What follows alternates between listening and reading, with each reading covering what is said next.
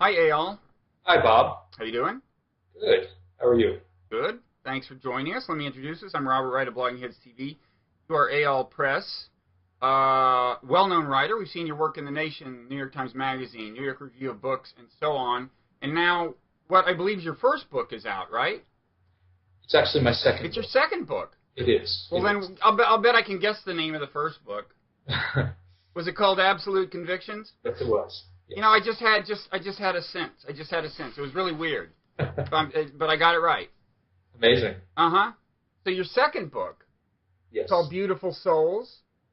That's it. Subtitle is Saying No, Breaking Ranks, and Heeding the Voice of Conscience in Dark Times. And it's a book about, it's kind of 4 case studies of people who defied social pressure to do what they considered the right thing. In 3 of the cases, doing the right thing involved crossing ethnic lines. So you had, in World War II, you had a Swiss Christian helping German Jews. You had, during the Yugoslavian Civil War, you had a Serb helping Croatian men. And then you have an Israeli soldier standing up for Palestinian rights. Then the 4th case is actually more of a whistleblower case, corporate whistleblower. So I want to talk about all those, talk about what they do or don't have in common. But first, I would like you to tell us what the origin of the title Beautiful Souls is. Expression, right? Yes, it does. Beautiful Souls in Hebrew is Yafei Nefesh. And in English, the phrase sounds like a compliment. We hear that and we think, boy, I would love to be thought of as a beautiful soul. But in Hebrew and in Israel today, most soldiers in particular do not like to be thought of and called beautiful souls. The phrase, in a sense, connotes being a bleeding heart, being too pure and too... kind of naive? Yes, and naive.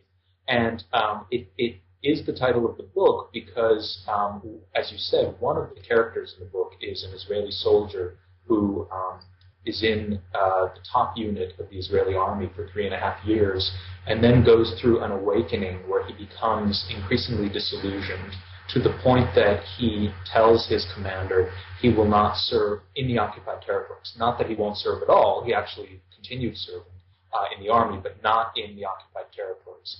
And as he went through that awakening, he told me that there was a moment where he wanted to tell the other soldiers, I'm not a beautiful soul. I'm not that. I'm just someone I'm just like you, but I cannot square the ideals that we've been taught about what the Army stands for with what I see going on in the occupied territories. And I was really struck by both his use of that phrase, again, in this kind of negative way, this way of not wanting to be associated with it.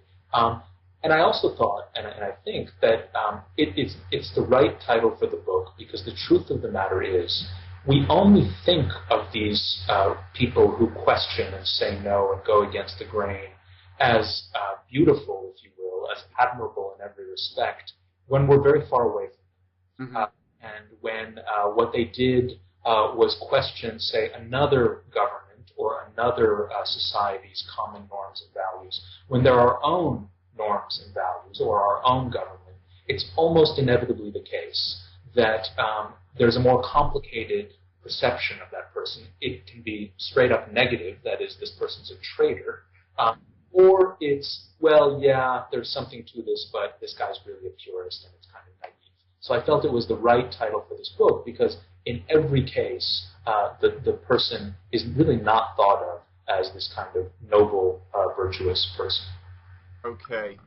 And they are different. They are psychologically different. I mean, before we get into the individual cases, is there any, when you look at the source of their moral courage, is there even anything that they all had in common? There are 2 things that they all have in common, and when I go into the specifics of the cases, it will be easier to bring out these 2 things. But one of these things, which is, in a sense, counterintuitive, is that they are all, I would almost say, rebels in spite of themselves, or nonconformists in spite of themselves. That is, they're very by-the-book, idealistic, team players, insiders who really believe in the system they're in, whether that system is the Israeli army, whether that system is, in the case of the American character, the company she works for in the financial industry, whether in the case of the Swiss police captain, it's the national ideals that are supposed to guide him. In each of the cases in the book, you do not find people who ever expected they would be the ones to blow the whistle or rebel or speak out. And yet I think that's part of the reason they spoke out. That is, it's not an accident that they're, in a sense, these true believers in these ideals. That's one thing. The second thing is that each of the characters, as you mentioned, there is a theme of sort of going against or crossing the kind of ethnic or national division in 3 of the 4 stories. But in all of the cases, I think that what these characters do is engage in an act of imaginative resistance. That is, they need to somehow, and they come to a point of somehow imagining another, either immigrants or enemies in a war or someone else that is supposed to be the enemy or is supposed to be written out of the circle of concern and compassion that becomes included in that circle for them. And so there's this act of kind of leaping across an imaginative border that each of them engages in, which is why some of the book is about empathy and what we know about empathy now and how it works and how it doesn't work and so forth. I'm trying to think whether in all 3 of the cases of kind of crossing an ethnic line, the person had some prior connection with people on the other side of the line. I know that was the case in some of them, but was it really the case in all? Did the Swiss captain Yes, you know well, German Jews or even Jews personally? Here's the where this comes into play with the Swiss police captain. He is, in 1938, given this mandate from the Swiss government to prevent actually Austrian refugees, but Austria then had been annexed by Nazi Germany. So effectively, people fleeing the Nazis from crossing into Switzerland. The Swiss government passes a restriction that says, you should not let these people in. Now, no, he did not know these people personally. He did not have some kind of personal link. But he did make what the authorities came to look at as a big mistake. And the big mistake was that this guy was the captain of the police in an area of Switzerland that bordered Austria. Instead of delegating this task to someone below him in the chain of command, he ended up doing it himself. He let refugees come directly to his office, to the Swiss police headquarters in St. Gallen, the city where he lived. He went to the border directly. He saw them. He interacted with these refugees. And what he told his daughter, who I interviewed when I went to Switzerland to tell the story, he told her, look, when I saw the faces of these people, I could not do anything else. And of course, we know he could have done something else. So I take that with a grain of salt. There certainly were other choices he could have made. But one of the themes of the book, and it comes up in each of the stories, is that proximity and direct contact do make a difference in terms of the ability to kind of go along with malevolent orders or with what we would consider unjust laws. So here is this guy sitting in St. Gallen. Suppose he delegated the task to someone else and never saw the faces of these refugees, never heard their stories. We know from both history and scientific experiments that it would have been much easier for him to go along. And one of the reasons we know this, and I tell this story in the book, we can look no further than the famous experiment Stanley Milgram did here in the United States, where he took a cross-section of residents of Connecticut, brought them to a lab at Yale, and said, we're going to do a learning experiment. One person will teach, one person will learn. Of course, it was a rigged experiment. The learner was an actor. And Milgram had people, every time the learner answered a question wrong, the teacher had to turn the voltage up one notch on a shock machine. They thought they were actually administering a shock, even though they weren't. They weren't. The actor would pretend to be shocked. And Milgram figured only a few people would go along with this all the way. The startling thing was that 2/3 of the people in the experiment ended up going along. But the the interesting thing is that if you actually read the transcripts and look at what transpired in the labs, they tried to stop. Most people didn't want to go along. And Milgram would tell them, well, look, the responsibility is not yours, it's mine, you have to go along. He had certain prods that would get them to go along. Now, he then changed one vital thing. He took the person, the learner, who in the initial experiment was behind a glass panel in a separate room, and he put that person in the same room as the teacher, and the rate of disobedience doubled. And so what Milgram observed was, proximity to the victim, in a sense of the shock, has a direct bearing on how able people were to go along or to resist. And we see that there are other stories in the book that kind of illustrate the same point. Okay. So the Swiss police captain, his name was Paul Gruninger, and for his services he was disciplined. He wasn't put in jail, but he was fined, I think, and I guess maybe drummed out of the Corps. Later vindicated, I guess, in the 70s, in the 1970s, his heroism was acknowledged. And then what say a little bit about the Serbian guy, who's an interesting case study in what can go into this sort of moral courage. Well, the Serbian character who it was a challenge to find him, and what he did was so remarkable that it made me think of him in a certain way. His name is Alexander Yevtic. He goes by the nickname Acho, and he was a Serb from the city of Vukovar, which in 1991 was sort of a contested city, and there was a war between Croatia and Serbia as Yugoslavia fell apart. Now, Alexander Yevtic ends up being trapped in the city, and when it is finally conquered and taken over by the Serbs, they take men in the town to a detention camp in Serbia, and he's one of these men in a bus along with all these other prisoners of war. The problem for the Serbs running the detention camp was that they could not tell who was who among the prisoners. They knew that some of the prisoners were actually Serbs, just like them, that they weren't all Croats. And the conditions in the camp were terrible. People were getting abused, people were getting beaten, some people were being taken outside for questioning and getting shot. One of the guards recognizes Alexander Yevtic and says, "Oh, Acho, I remember you. You're one of us. Can you help us pick out the Serbs among these prisoners so they can be taken to a separate room and not abused?" And he proceeds to do so to speak, but he actually tricks the guards. He starts calling people by fake Serbian names, kicking at the feet of Croatians, of Croats who are in this prison. At first, they're kind of shocked. They don't know what's going on. They think, is this some kind of, what's with this guy? Until they realize he's actually trying to help them. And he fills this room with Croats until there's no more space. Now, when I heard this story, I have to admit that I pictured Alexander Yevtic as a kind of, an intellectual, someone who had a firm, well-established critique of ethnic nationalism and war, maybe a pacifist. It turns out that this guy was, in a very stereotypical way, a kind of regular guy. He likes to watch TV. He likes sports. He didn't finish high school. I visited his apartment. There were no books in the apartment. There was a big television that he sort of set up in his living room.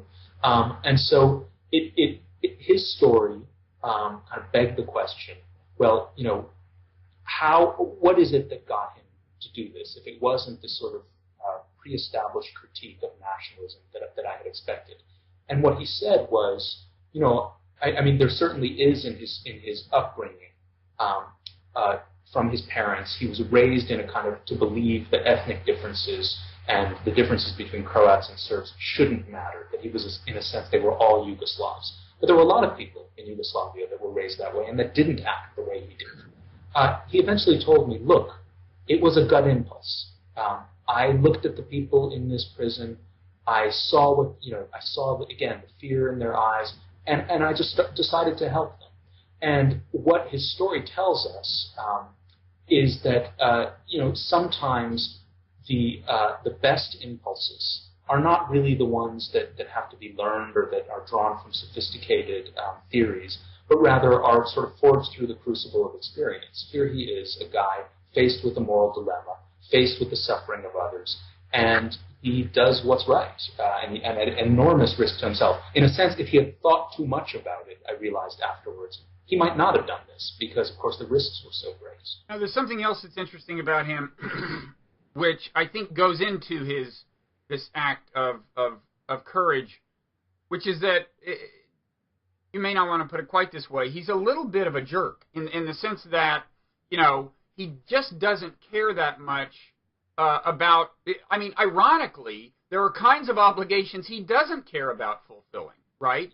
I mean, like, you had arranged to meet the guy, and he, like, oversleeps, and far from being apologetic, when you finally get a hold of him, he's like, let's do this some other time, even though you have traveled some distance to do it, and, he's one of these people who just doesn't care a lot what other people think of him, and I think you kind of conclude that can be an ingredient, in indifference to peer pressure, obviously, can help you defy it. So sometimes being the kind of person who is actually a little bit of an annoyance in day-to-day life allows you to do great things, right?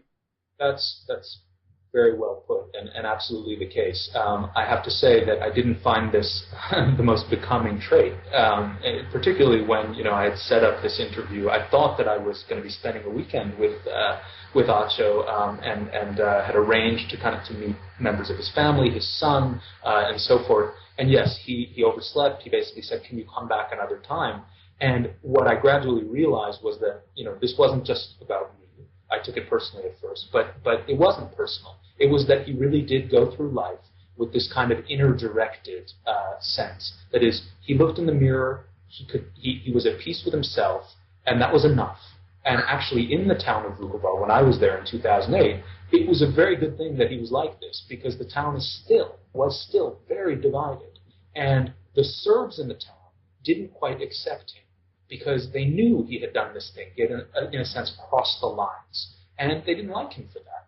The Croats, also, many Croats didn't like him because he was a Serb. So he was kind of this island in this town. And yet, he went about as though, it was not a problem. And I do think that general trait, a kind of certain amount of inner-directedness or even callousness towards the kind of opinions of your peers, an indifference to some extent, can serve you very well in an atmosphere like that. And it reminds me of a part of the first case study, the one involving this Swiss police captain named Gruninger, I guess.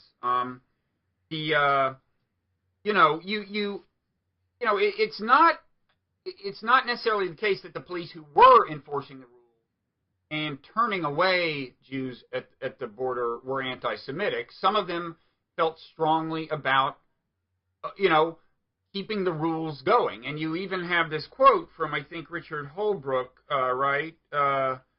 Says, government service is based on the well-founded principle that officials must carry out their instructions. Otherwise, anarchy would prevail. And, there is, again, the Serb, might not be a very efficient worker. He might not be contributing to the harmonious operation of everyday life for everyone around him. And yet, the flip side of that is a good thing. But I guess, do you agree that it actually is a difficult choice? The one that Holbrooke is kind of alluding to here, that, there is, if everyone wanted to kind of follow their own gyroscope every time they had any kind of qualm about what their company was doing or whatever, society might well grind to a halt, right? So it is a kind of a difficult thing. I think you raise a really important point, and I want to get back. Later, maybe we can discuss what happens to society if no one does that, because I think there's an equal danger, if not a greater danger, that is that no one, in a sense, follows their inner gyroscope. But you're right that I put that quote in there, and other quotes, to underscore that in each of the cases in this book, and really in any act of conscience, there is an obligation being fulfilled, and there is an obligation being broken, right? So it's not that this is, we should not think these are conflict-free choices. These choices always create conflicts. There's always some violation, if you will. Gruninger violated Swiss law. He happened to violate a law that most Swiss citizens today look back on with shame. But there's no disputing the fact. Although the law itself was generic in the sense that it was about not letting in undocumented immigrants, basically. Right? Is that right? I mean, it was not a... It was generic, but there were explicit things said that made it clear this was about keeping Jews out. And indeed, the Swiss even ended up recommending something that the Germans took up, which was stamping the passports of Jews in Austria and Germany with a J. And this was one way that they signaled, okay, this person should not be let in. And there was open discussion at the time in Switzerland of the threat of what they called Jewification. So there definitely was an element of anti-Semitism, or specific concern about Jews. On the other hand, there was also concern that Switzerland didn't want. It was a small country in a situation where there was economic difficulties. There were other security concerns. How many immigrants should be allowed in? And of course, the people who went along with this were not, as you say, all sort of ardently anti-Semitic and certainly not pro-German in doing this. On the other hand, to get back to your question of what happens when everyone follows their gyroscope, that actually comes up most explicitly in the chapter in the book about Israel, because I do tell this story about, as I mentioned, a very patriotic, decorated soldier who becomes a refusenik and doesn't want to serve in the occupied territories. But I also tell the story and point out that in Israel today, the term refusenik used to refer in Israel to soldiers from the left, to liberal and leftist soldiers who became disillusioned with the occupation and said, I will not serve out of concern for peace, for the mistreatment of Palestinians, and so forth. Today in Israel, there are just as many soldiers disobeying orders on the right. And I tell some of their stories. And what kind of orders are they disobeying? Well, these are religious soldiers from the national religious camp politically, often educated in yeshivas, and they will not follow orders to remove settlers from buildings they've taken over, or sometimes from hilltops that they've decided to settle without authorization. And they think of themselves as following God's law. That's right. Over the state's law, which probably many Americans would endorse as a principle. Well, in their understanding of conscience, yes, they're in a sense doing what if we go back and think, well, what is conscience? For centuries, conscience was simply the voice of conscience was thought to be the voice of God. So they would say to you, this is the classic illustration of an act of conscience. Now, in the book, I make it very clear that I think the moral difference between disobeying an order not to serve in an occupation that much of the world sees as illegal, and disobeying an order not to, in a sense, abet and aid settlers in further cementing that occupation, that the moral difference between those two, to me, is very clear. But there is a problem here, which is that from the Army's perspective, they will say to you, well, okay, you may think that, but if we allow one form of disobedience, what do we say to the other form of disobedience? And how is any kind of faith in the sort of notion that the Army issues, that certain orders are issued and they will be followed, how can that be maintained? And some people on the Israeli left actually don't support refusal, individual acts of refusal, because they believe the army will be needed to dismantle the settlements one day. And when that day comes, they don't want people on the right to be able to say, wait a minute, you introduced this concept that we can just follow our conscience. Why can't we do that now? But by that time, that it may be the positive scenario where they just refuse to help remove the settlers. The nightmare scenario some years from now may be that they actually take up arms on behalf of the settlers, the way things are going. But so you're saying there are now more refuseniks on the right than on the left. I didn't realize that. I don't know about the numbers. I know that in terms of, if you look at the ones making the most noise and causing the most concern in the upper ranks of the Israeli, among some senior Israeli officers, you will find that, indeed, I've written about this and reported on it in the New York Review of Books, that indeed the incidents of soldiers on the right saying they will not follow orders to dismantle settlements have gone up markedly. So you ask a good question. On the other hand, I do think we should get back to the opposite concern, which is what happens in a society when no one listens to that inner gyroscope. That is, when all of us, in a sense, are good, peer pressure responding conformists. And there, I think, both in situations of war and in situations of peace, we find that social calamities and all kinds of problems will arise if no one speaks out. Okay, so talk a little about the corporate whistleblower. This is the Stanford Group, whatever. It's a securities firm. It's a finance firm that read about a little in the papers, right? Yes, a little bit, especially recently. In fact, the head of Stanford, Alan Stanford, was recently indicted, found guilty of, I can't remember the number of charges, but the story I tell is of the days not so long ago when Stanford had a glowing reputation in Houston. And I tell the story of a broker named Layla Weidler, who was hired at the company in the fall of 2000. For her, it was a kind of dream job. This is a woman who, originally from El Salvador, had gone through a difficult divorce, had 2 children she was supporting on her own, had been really at rope's end financially and in other ways. She trained herself, put herself through school, got her licenses, and then lands this job at Stanford with a $150,000 bonus. She starts working there. And then she starts getting the pressure that everyone else at the firm got to sell these certificates of deposit at Stanford's affiliated offshore bank. And Layla, really, as I say, didn't actually do anything terribly nonconformist.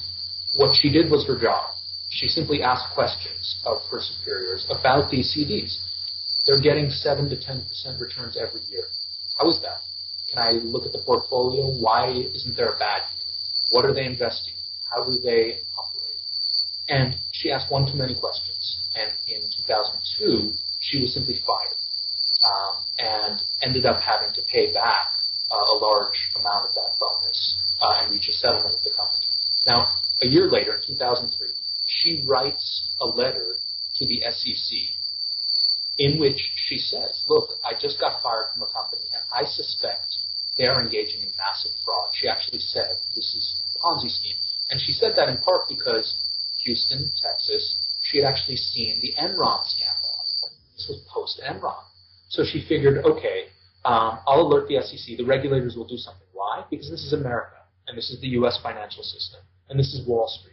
And in America, maybe in El Salvador, maybe in Mexico, maybe in other places where I've traveled and been, they allow this kind of corruption to go on. Here in the United States, they'll definitely stop it. No one answered Layla's letter. She sent the same letter to the Wall Street Journal and the Washington Post and a couple of newspapers. You know one mistake I think she made? She put the parts that she thought were most important in all caps. That's true. When I get a letter from somebody and large parts are in all caps, I'm like, I know this type of person, man. Well, that's actually that's a fair. There's a fair point to be made about whistleblowers and whether and if you read even very sympathetic accounts of whistleblowers, some of which I quote and cite in my book, you'll find that there is almost inevitably a kind of, what develops is a kind of, is someone out to get me? Is there some kind of conspiracy here? And claims that look exaggerated. And you're right, that the bold caps in a sense would be, oh, well, there's a signal. This person can't really be onto something. And indeed, I admit in the book that some of the people I interviewed, I interviewed 2 other Stanford whistleblowers who blew the whistle long after later. They figured out something was wrong at Stanford. And I heard their story. It all made perfect sense to me. And of course, the fraud that they suspected was going on. Then it occurred to me as I walked out, I thought, what if these guys had told me this story 2 years ago in a bar and told me all the terrible things this company was doing to them? I probably would have thought what one of their wives thought, which is they're crazy. What is this story? This story is not credible. So there's this element of being, finding it hard to believe that the person actually dissenting is actually onto something. Of course, Layla was onto something. It turned out that about 5.5 years after she sent that letter, she went through various other steps to try to alert the authorities. 5.5 years later, someone from the SEC finally does call her and says, Layla, we'd like to talk to you about a former employer of yours. And she sort of, sighs and pauses and says, let me guess, Stanford? And the person, I guess the person from the SEC laughed, and I said, Layla, did you laugh? And she said, no, I wanted to scream, which is understandable. But it also, I think, underscores what I hope the book brings across, which is that the questions that we think of as wartime dilemmas, as in these kind of extreme situations, do in fact surface in more prosaic contexts. The difficulty there is, in a sense, knowing, well, wait a minute, is this credible, or is this person kind of... The more prosaic it is, the grayer the situation, in a sense, I think the higher the wall is in terms of getting other people to actually take it seriously, which is why I think whistleblowers often feel like they're talking to the wall and no one's listening to them. Now, we said that she was different from the other 3 cases in that this was just corporate whistleblowing. She wasn't reaching across ethnic bounds or anything.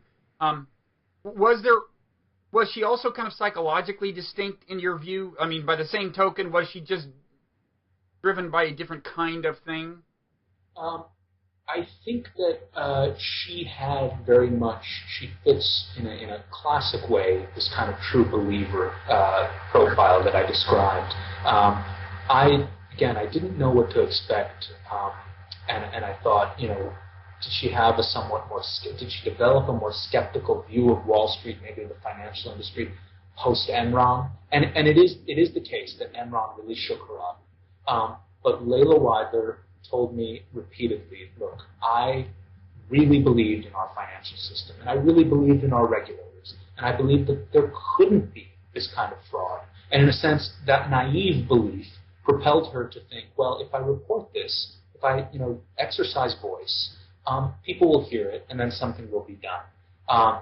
So in that sense, she's quite typical of the other people I write about. She also, we talked a little bit about this distancing thing, and if we think about the Wall Street and the financial corruption that took place in Wall Street, by the time I was writing about that, having thought through the other cases in the book, it occurred to me, it's very predictable, because of course, when you're selling a sketchy product to someone you never see, or to someone, you just you're picking up the phone and this is all a game of numbers. How difficult is that really to just go along with? And Layla did have, again, she kind of made the mistake that Paul Gruninger made. She was very, very invested in the lives of her clients. She talked to them all the time. She befriended them. She was, she's a very, she's that kind of person. She went all out for her clients. And so she imagined them getting this news.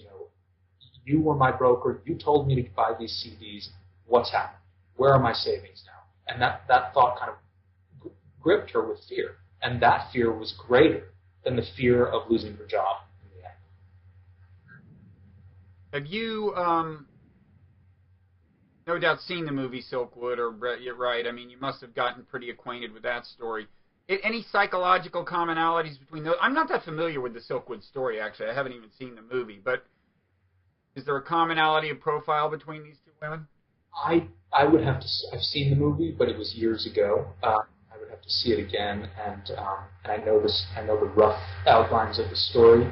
I did watch a number of Hollywood films of whistleblowers, in part out of fascination with, inevitably in Hollywood, whistleblowers are heroes. They're Russell Crowe in The Insider, or Al Pacino in Serpico. In the real world, and one of the most surprising sort of bits of data I came across that is in the book is that Americans are actually less prone to say that a person should follow their conscience and disobey the boss than Europeans are. Really? Yes. Survey data shows that? Survey data. That's funny because we're supposed to be individualists, right? That's right. And I figured, well, this form of dissent has a certain place in American popular culture, that we romanticize the kind of Thoreauvian impulse, the individual acting against the corrupted institution. But the sociologist Claude Fisher has looked at the data and, in a sense, argued, or drawn from this, that we're actually more conformist in this respect than most Europeans are. And I think what that speaks to is either that de Tocqueville was right, there is a sort of peculiar conformist impulse in American society and culture, or that we have a kind of deep ambivalence, almost schizophrenia, about this kind of thing. That on the one hand, it's the right thing to do, and we like to read about these cases of people, of Jeffrey Wigand or Serpico going up against the corrupt institution. On the other hand, when it's our neighbor or our coworker or someone too close to us, we tend to distance ourselves very quickly. So that speaks to, and maybe that tension is in every culture. I think it's more pronounced in the United States. Yeah, well, I mean, this is what makes it courageous to do these things, I guess. But certainly, yeah, you can't expect vindication to come right away. I mean, that's part of the definition of kinds of things. The Swiss police captain, he was punished for what he did in 1940, and then I guess it's several decades later they finally say, on second thought, right thing. He was actually officially exonerated and rehabilitated in 1993, which was 21 years after his death. So there were some acknowledgments in the 70s that he had done the right thing. He was, and some, I think it was Yad Vashem that gave him an early acknowledgement, someone he rescued. But it was not until 1993 that the Swiss government officially rehabilitated it. And I tell that story in the book in part because although this is a book about individuals, what interests me as much as the stories of the individuals in the book is the response of the society, in a sense, all the rest of us, because it's not realistic to expect that everyone will do these kinds of things. We're talking about a minority here. But it is, in a sense, an open question how everyone else reacts. And in Switzerland, the reaction to Gruninger, not just in his day, but decades after the fact, were, let's cover it up, let's not bring this out, because it sheds such terrible light on, of course, everyone who not only went along, but in his case, Gruninger was also subjected to a smear campaign. There were rumors that he had done this for sexual favors, for money, that he had connections to the Gestapo. So all kinds of, in a sense, this was part of Switzerland's coming to terms with its own not so enlightened history during World War II. His case. So, I mean, if you ask what, right now, say in America, what would a comparable act of conscience be? It can't be something that's obvious, right? I mean, the whole point of these things is that if you say, here's the right thing to do, most people right now would say, no, that's the wrong thing to do. So in other words, it has to be, all I can ask is for your own opinion, and you may have never thought of this, but I mean, are there issues that you think of where you really admire somebody for the stand they're taking, and you think maybe someday they'll be vindicated, but it's not easy to do now, or have you? It's a very good question. I end the book with an interview with a military prosecutor who was sent to Guantanamo, who kind of went through, underwent an awakening and had an active conscience, and eventually testified on behalf of the defense for the detainee he had been asked to prosecute. This is Daryl Vanderbilt, who at one point was the military prosecutor in 1 in 3 of the cases in Guantanamo. There are remarkable stories, and they're coming out now, I think slowly, of people in the U.S. military and in various capacities who did not go along with torture and abuse and various things that they felt were unconstitutional or un-American. So that would be, in a sense, one potential category. Another one that I thought of very much when I was writing the Gruninger chapter of the book, which is about refugees. And I don't want to give the impression that I think all these cases in the book are the same, that every moral dilemma is the same. Clearly not. Clearly there are extreme cases, there are more black and white cases, there are grayer cases, and so forth. But I was struck as I was reading them, that we also had a moral issue with refugees in the United States. And I'm referring to the translators and people in Iraq who helped the U.S. military and then, post-war, were, of course, the most endangered people in the country, and were asking for visas to get out, and were not being given them. There was some extraordinary reporting. George Packer wrote a long article about these people called Betrayed. And I came across that essay by Richard Holbrooke because I heard Holbrooke talk about rescuers during World War II at an event, and at that event, he specifically brought up the analogy with the people in Iraq who had helped the U.S. and were now in danger and were trying to get out, and no one was responding. So we do have these echoes in our society. They come up. I hope that the book isn't just seen as a book about moral dilemmas in distant, faraway places long ago, in Rwanda or Yugoslavia or World War II, but rather that in a sense the message reverberates here. Well, I think it does. I think the relevance is clear. It's a really excellent book, and congratulations on it. It would make a good documentary. Three of the 4 case studies are people who are still alive, right? That's correct. That is correct. So you could actually go. I do think that I will say this: the characters are not always easy to get along with, as I try to convey in the book, but they're also not boring. Their lives are not boring. Their ideas about the world are not boring. And when I say boring, maybe I should choose a different word: predictable. There's nothing predictable in the stories of these dissenters. These were people they were the last people, in a sense, in the room who would have expected to do what they did, and maybe they themselves would have been the last person in that room to say they would have done it, because it so wasn't their type of thing. Okay, well, I hope to see the documentary someday, and I hope sell the rights, and make a lot of money, and use it good. Okay. So thanks for taking the time, Eyal, and good luck with the book. Thanks so much for letting me do this. My pleasure.